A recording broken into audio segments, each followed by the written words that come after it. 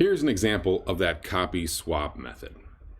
We start out with some incoming value. We'll call this our object, and this is other.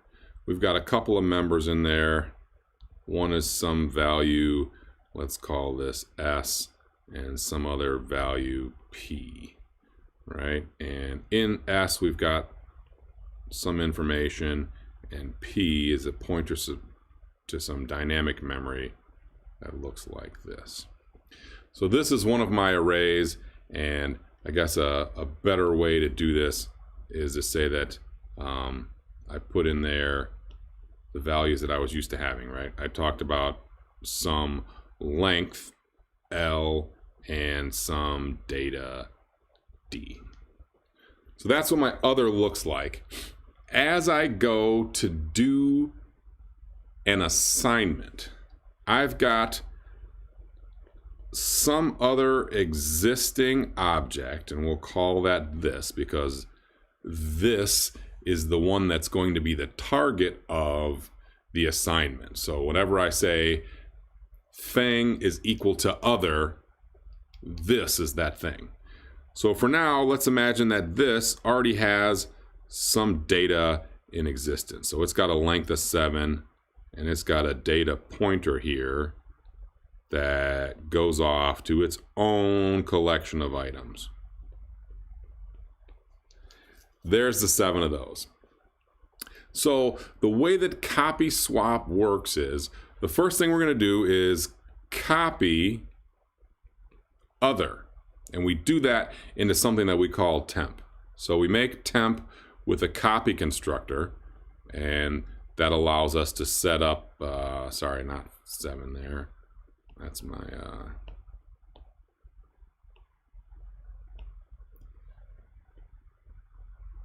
4, right? Because we're making a copy of other. We've got a data pointer here now that's got its own collection of 4 items.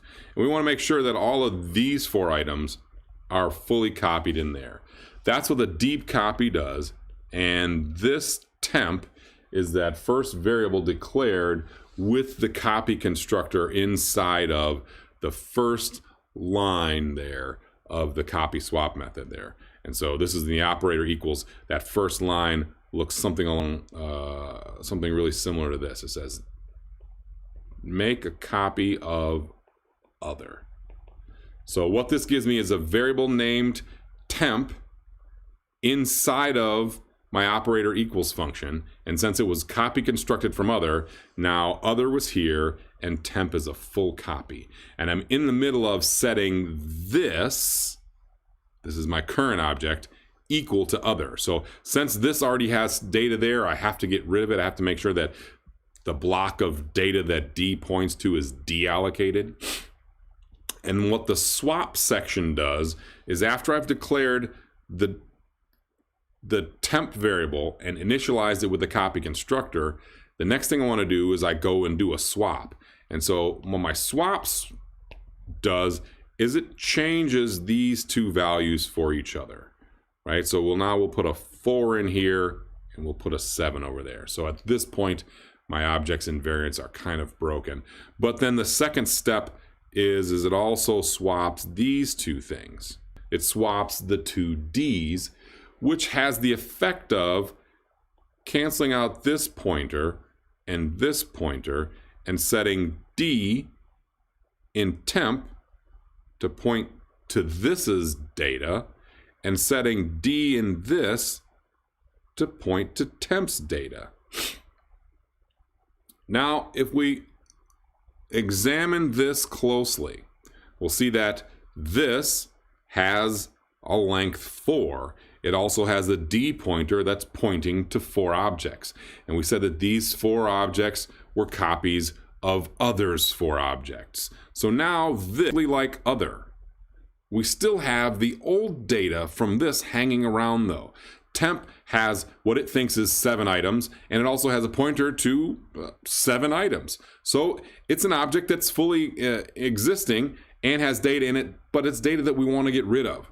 So when we go out of scope of operator equals and the destructor gets called on any local variables created, we remember that temp was a local variable that we declared like this. So when temp goes out of style, temp says, wait, I've got a size 7 and I've got a pointer to those 7 things. Well, my destructor now says, let's call a delete square brackets on that D, which makes these things go away, and this 7 goes away, and all evidence of what this was before other came in have been erased. So this is the copy swap method, and what this does is it prevents the need for the dummy check. We've talked about the dummy check or the idiot check being the thing that when I set A equal to A, I didn't want to destroy A. Now, if I am in the business of setting A equal to A, the only person who has to pay that price is the person setting A equal to A.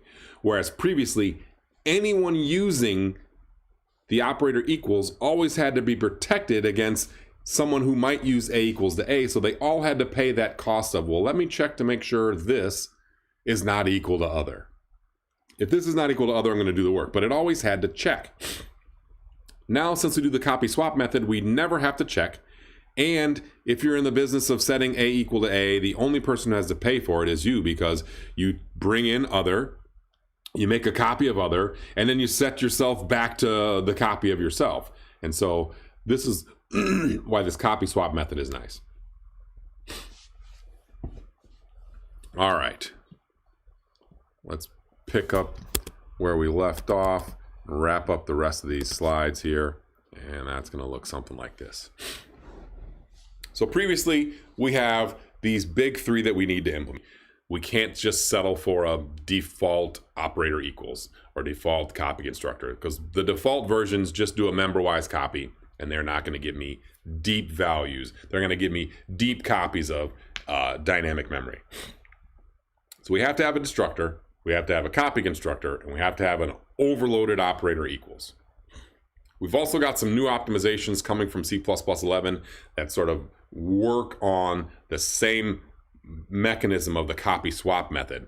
And so we've got copy construction from R value and an overloaded operator equals from R value. If you don't understand what R values are, it's worth taking a read. The top line on it is, though, if I'm about to copy construct this object that's going to be deleted, so as soon as I make a copy of it, then it goes away, why should I even bother making a copy of it? I'll just take all of its data members and then it can go away. An overloaded operator equals does the same thing. So think of assigning an object that's going to go out of scope, then rather than do the copy swap for operator equals, we just do the swap and we save that stuff. So C++11 and beyond implements that. So this is something that you can use as an optimization. It will go faster than this because the copy swap method would be used here. Here we just swap things out. If you don't implement these last 2 or you don't understand the R value, it's not a big deal. You're just going to pay the normal cost. You can get a little bit of speed up here though. And you'll see those where it's going to be a copy. The copy constructor is going to have 2 ampersands instead of 1 ampersand.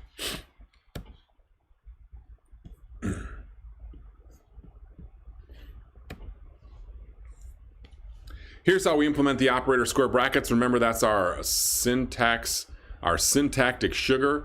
And we've got this operator square brackets, and we're going to pass in some index I where we want to get things. I'm going to pass it in as a size t. That's how we measure things. That's how we're going to go pick things up. So we say if I is less than length, I can return data at I. So this is going to allow me to say, if I'm in bounds, give them the data back. However, if I'm not in bounds, rather than allowing this to segfault and crash uncontrollably, I can throw an error. So this error throw says you've accessed something out of bounds. Since it's a size t, it can't be less than 0, so we don't have to check for negative values. All we have to do is check for something at or beyond length. So if I is less than length, we can return, no problem. That's our bounds checking array. On the far tile over there, we see the exact same thing with a couple of consts thrown in. So now the return type is double reference for non-const version, because you're getting something out of there, a reference to double.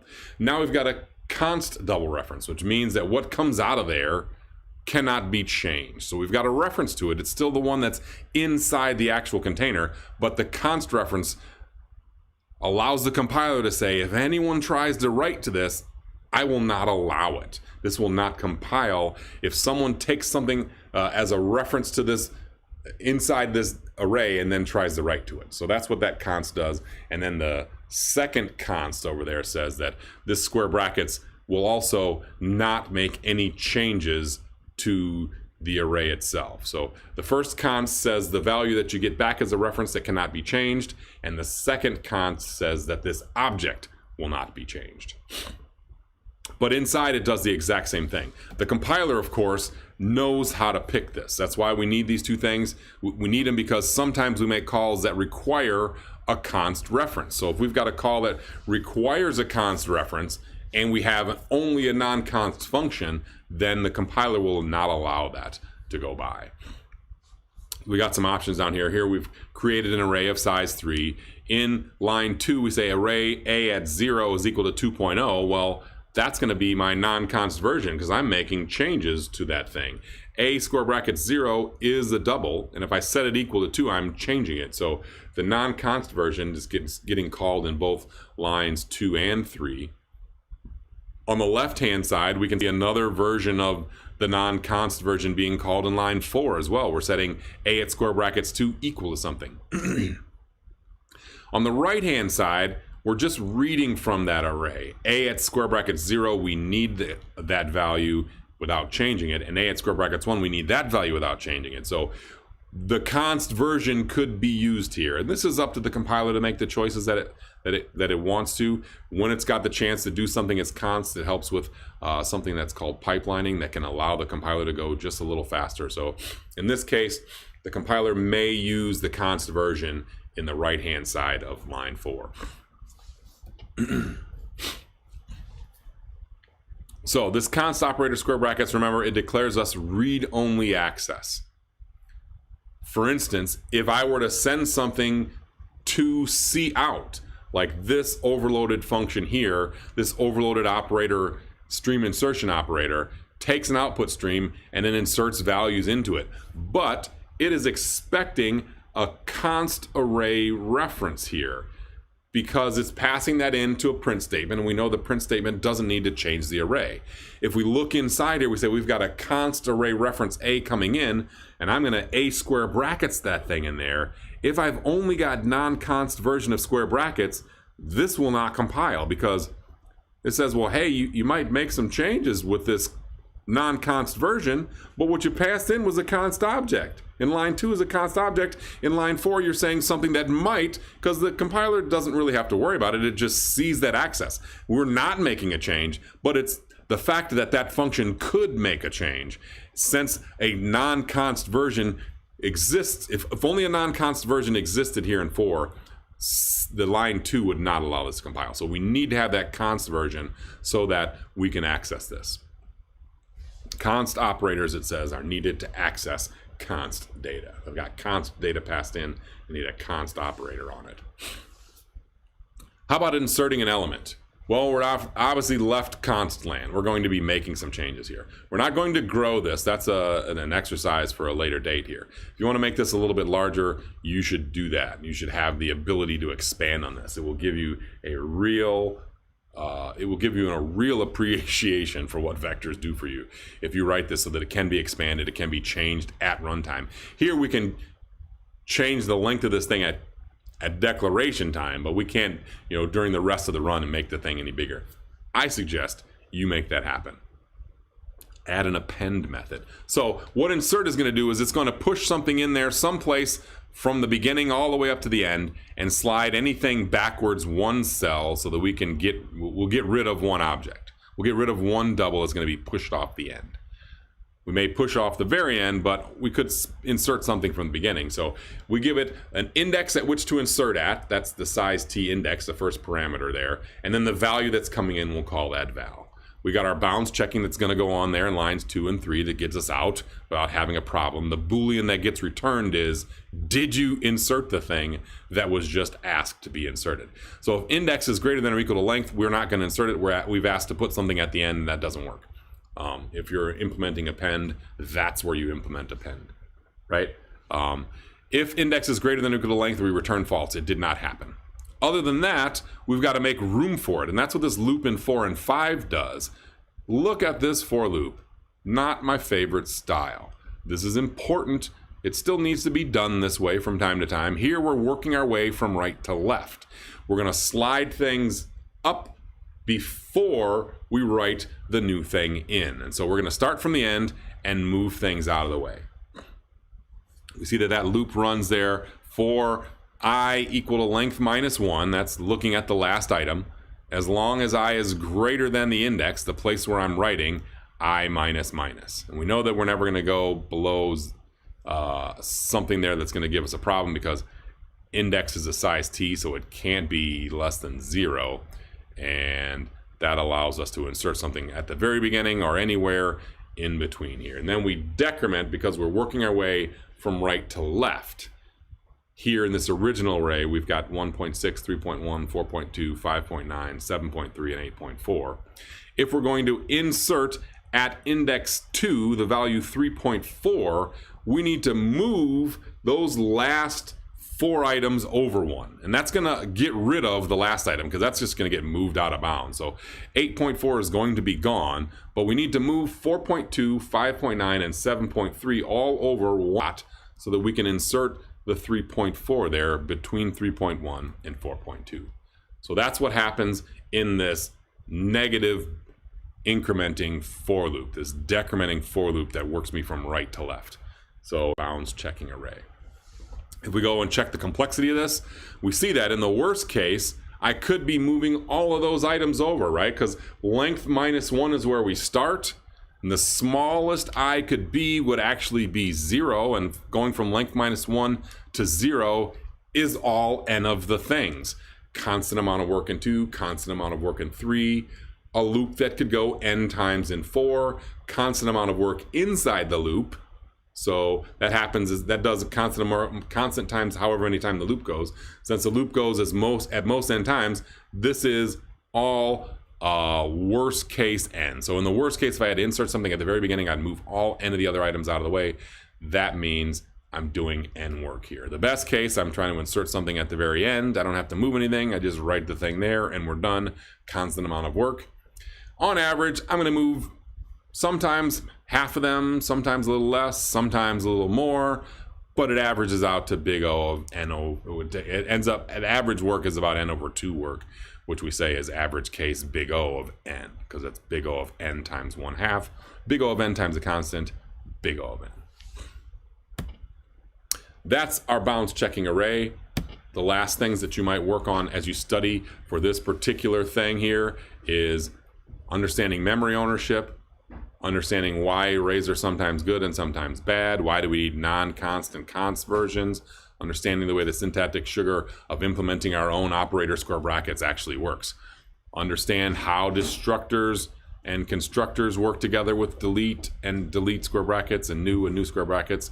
Why would we use that pointer-based algorithm when that for loop version looks so right? Understand about C++ strings. Are those things null terminated? It seems like they might still need to be if we're going to use C-style functions on C strings, which we can do if you look into the doc. So figure out how that works. Give 2 examples of off by 1 bugs, set up a 2-dimensional array class, do some amortized complexity analysis of resizing a container with that doubling policy.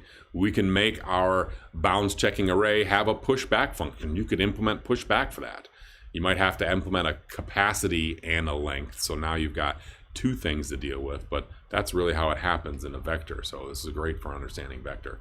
If you can implement pushback, you can implement resize, you can implement reserve, and really understand how vectors work and why they're so good for us. Check out the pros and cons of pointers and references in container classes and call that a day. Have a good one. It's time for lunch.